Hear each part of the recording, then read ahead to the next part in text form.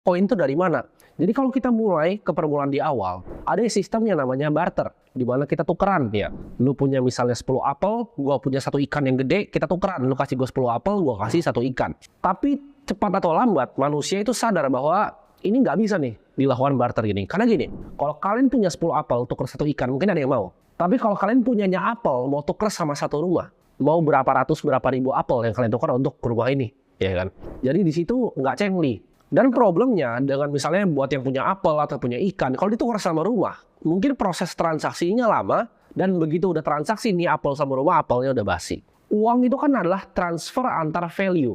Transfer antara value. Barter kalian punya apa? Transfer value. Manusia itu ras yang pintar dan sangat cepat beradaptasi. Jadi kalau metode transfer value-nya ini lebih jelek dibanding yang baru, dia cepat untuk pindah. Habis dari pertama kali barter, kita coba untuk pakai kerang gitu.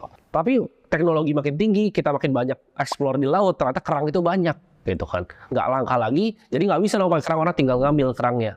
Jadi nggak adil. Jadi transfer antara value ini ya, itu banyak berubah-ubah. Dari awal barter ya kan, kita lihat ada uang dari kerang, kita lihat uang dari garam, kita lihat akhirnya uang kertas pertama kali di dinasti Song Cina, dan akhirnya sampai ke uang kertas di Eropa ya. Nah, awal-awal uang kertas ini di Eropa itu dibikin sama para goldsmith namanya. Jadi mereka itu yang ibaratnya ngelebur-lebur emas, yang bikin emas ya. Tapi mereka sangat cepat sadar. Jadi gini, awalnya uang kertas adalah, misalnya gue punya emas nih 100 gram gitu.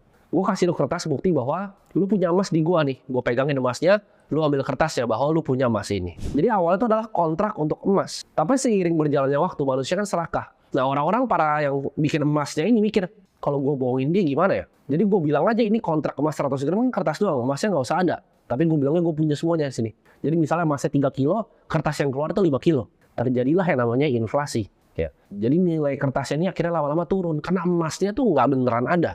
Nah, uang kertas ini dari zaman tadi ya, Eropa tahun 1600, sampai ke 1971, itu selalu diacukan kepada emas. Dimana kalau ada uang kertasnya, ada emasnya. Sampai 1971, Presiden Nixon itu pecahin ya, namanya the gold standard, di mana uang kertas berbentuk fiat itu udah nggak ada lagi nih emas di belakangnya. Nah, ini celakanya. Jadi kalau kalian tanya sekarang,